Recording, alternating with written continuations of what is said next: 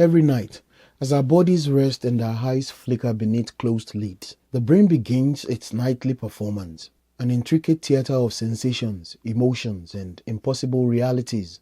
Dreams are, in a sense, the most personal art form we'll ever experience, painted not on paper, but across the mind's own canvas.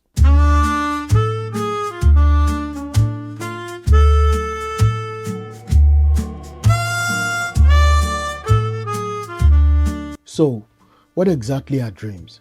Are they mere mental noise, random firings of neurons without purpose? Or are they encrypted stories, carefully composed by the subconscious to process what we can't face while awake? For centuries, thinkers from Aristotle to Freud have tried to decode the mystery. Modern science has taken the torch, uncovering that dreams are not just passive entertainment, but active neurological functions. During the REM, that is, rapid eye movement stage of sleep, our brains light up with the same intensity as waking life. Visual centers flare, emotional regions surge, and memory circuits replay fragments of our day. One leading theory is memory consolidation, that dreams help organize the day's chaos, filing away what's important and discarding the mental clutter. Another argues that dreams are emotional simulations, a safe environment for the brain to rehearse fear, loss, or confrontation without real-world risk. But there is more. Some neuroscientists propose that dreams may represent cognitive maintenance, keeping the mind flexible, imaginative, and prepared for unexpected problems, like overnight training for creativity. And then there is the deeper question: are dreams purely biological or something spiritual? A conversation between the conscious self and the hidden mind beneath it. Each night, your brain becomes both the artist and the audience, the storyteller and the dreamer. Whether these nocturnal images are random sparks or coded messages is still debated. But what's certain is that dreams are not meaningless. They are our brain speaking in its most unfiltered language.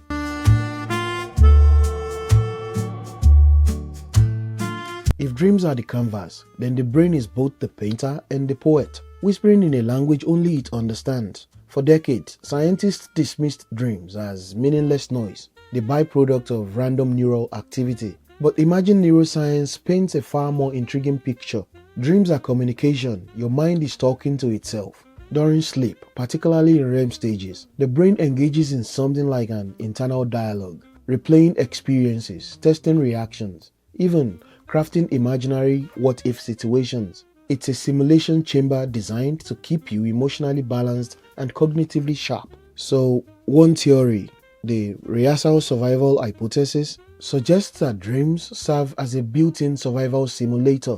When you dream of running from danger or navigating chaos, your brain is quietly training your body to react, fine-tuning your instincts without putting you in real-world harm. It's biology's way of saying, let's practice being alive. Other studies reveal that dreams are a kind of emotional detox. The amygdala, which governs fear and stress, lights up during dreams, allowing you to process tension and anxiety in symbolic form. That recurring dream where you're falling or being chased, it might not be nonsense at all. It's your mind acting out an emotion too complex to verbalize in daylight. And then there is the problem-solving theory, one of the most exciting frontiers of dream science. When your logical, analytical mind shuts off, the creative brain steps in, connecting distant ideas in unexpected ways. Countless discoveries, from the structure of the benzene molecule to musical compositions, have been inspired by dreams. In this state, your brain is unshackled, daring to think beyond logic. So, the next time you wake up from a bizarre or vivid dream, don't dismiss it as randomness. You just spent the night in your brain's private laboratory, a space where it replays your fears, tests your limits, solves your puzzles, and translates your emotions into imagery. Dreams, as it turns out, are the brain's most honest language, one spoken without words, but rich with meaning.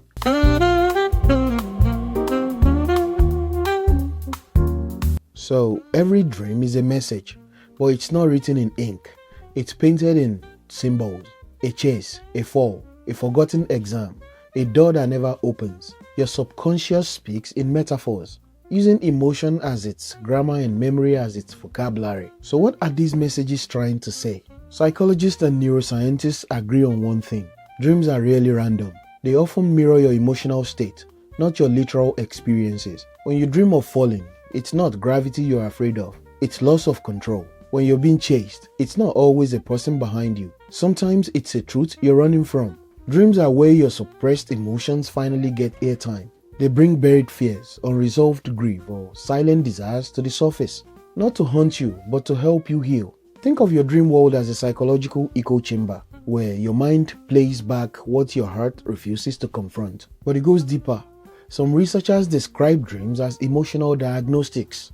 They reveal how your brain is processing or failing to process stress, relationships, and trauma. When your waking mind is overloaded, your dreaming mind steps in to make sense of the noise. And yet, there is beauty in the chaos. Dreams don't just expose weaknesses, they highlight our creativity, resilience, and hidden wisdom.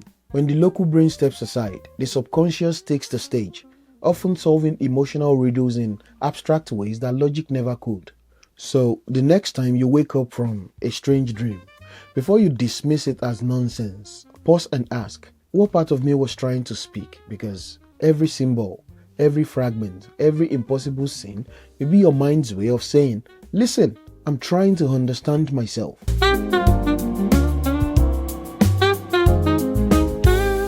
Why do so many of us dream the same dreams? Falling through endless space, running but never moving, showing up to class unprepared, or worse, without clothes. Across culture, age, and language, these archetypes repeat themselves, as if the human brain shares a universal mythology written in code. Carl Jung called these shared patterns archetypes, universal symbols from the collective unconscious. They are the mind's shorthand, a symbolic vocabulary that helps us express what logic can't articulate. Take falling for example. It rarely means physical danger. Instead, it mirrors a loss of control, a relationship slipping, a fear of failure, or the instability of uncertain future. Flying, on the other hand, often signals liberation, creativity, or a hunger for escape. The moment your feet leave the ground in a dream, your psyche might be testing the limits of freedom you deny yourself when awake. Then there is nudity, not about exposure of the body, but the exposure of truth, its vulnerability, its fear of being seen, or perhaps the desire to be finally seen for who you are. Even water, one of the most recurring dream symbols, carries layers of meaning. Calm seas often reflect peace and emotional clarity, while turbulent waves may signal inner turmoil. Houses often represent the self, each room a different part of your consciousness. A dark basement might symbolize buried memories, a locked door, an unacknowledged emotion. And while these symbols feel universal, their meaning is deeply personal. A snake might mean fear to one person, transformation to another. A storm might represent danger or the thrill of renewal. Dreams speak a language of emotion, not translation. So instead of asking, what does this symbol mean? The better question might be, what does it mean right now? Your dreams are not fortune cookies, they are mirrors. And in their reflection lies the story of who you are, what you fear, and what you are still becoming.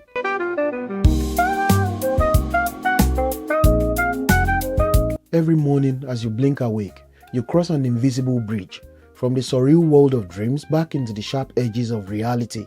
Most of us rush past that moment, brushing away the remnants of the night like dust. But what if you paused just for a moment and listened? Dreams aren't just stories your brain tells for entertainment. They are messages, coded reflections of your emotional state, your fears, your desires, your unfinished business. And if you learn to interpret them, they can become powerful tools for self-awareness. Start with attention.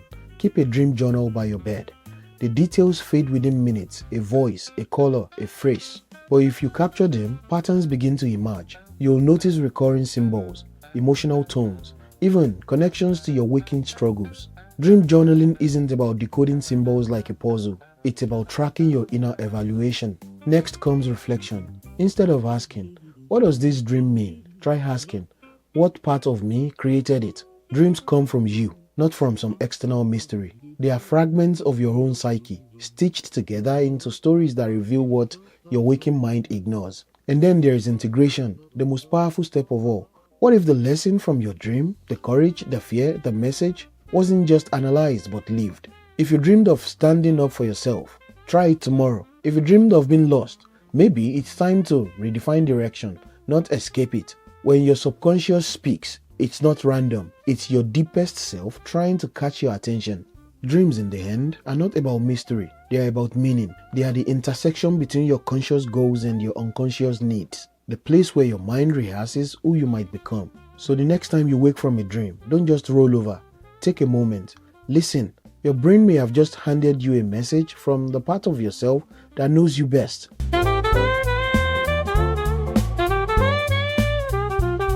Every night, your mind writes a story, and every morning, it dares you to remember it. The challenge isn't that dreams are meaningless, it's that we've forgotten how to listen. So let's change that. To understand your dreams, you first have to remember them. Before you sleep, tell yourself, I will remember my dreams. It sounds simple, almost childish, but suggestion primes the brain. Then, as soon as you wake up, before checking your phone, before moving too much, capture anything you recall, a phrase, a color, a scene, even a feeling. That's the beginning of your dream journal.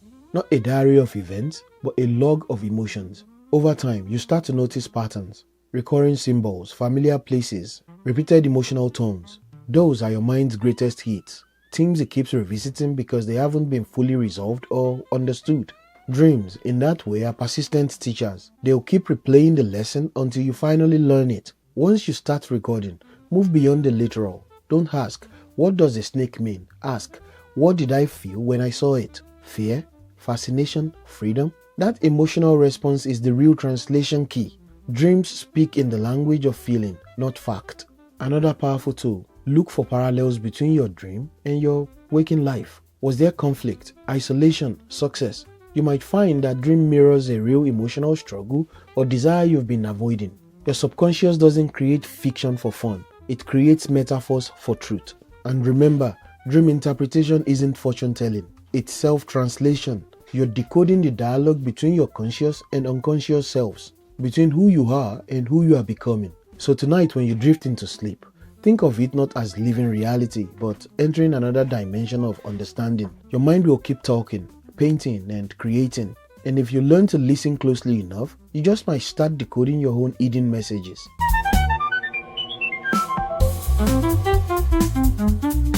The story doesn't end when you wake up. Every dream you have, every surreal image, every whisper from the subconscious is part of a larger dialogue between who you are at night and who you become in the light of day. But here is the truth. Dreams aren't meant to stay in the dark. They are designed to transform you. When you start paying attention to your dreams, really paying attention, something shifts. You begin to see patterns in your behavior, connections between emotion and action, between your past and your present. Dreams act like mirrors, reflecting what your waking self often refuses to see. The fears you bury, the desires you hide, the ideas you haven't dared to explore. And that's where the real magic happens. When you start applying what you learn in your sleep to the life you live awake. Maybe you realize that recurring nightmare about being lost isn't about fear, it's about direction. Or that dream where you keep missing the train isn't about failure, it's about hesitation. Each dream holds a key, not to prophecy, but to awareness, to understanding why you think, feel, and act the way you do.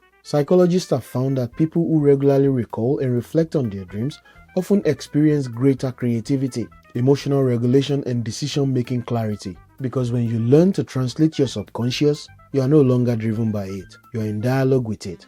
Your dreams can teach you how to manage stress before it consumes you, how to empathize with others by understanding your own emotional terrain, and even how to unlock creative solutions that logic alone could never find. So, the next time you wake from a dream that feels vivid, haunting, or profound, don't dismiss it. Write it down, reflect. Ask yourself what your inner self was trying to communicate. Because the boundary between dream and reality isn't a wall, it's a door. And once you learn to walk through it, you'll find that the wisdom of your dreams can illuminate your waking life, helping you live with greater clarity, creativity, and purpose. After all, your dreams aren't just stories from the night, they are messages from the deepest part of you, reminding you that the journey inward is the first step to truly awakening.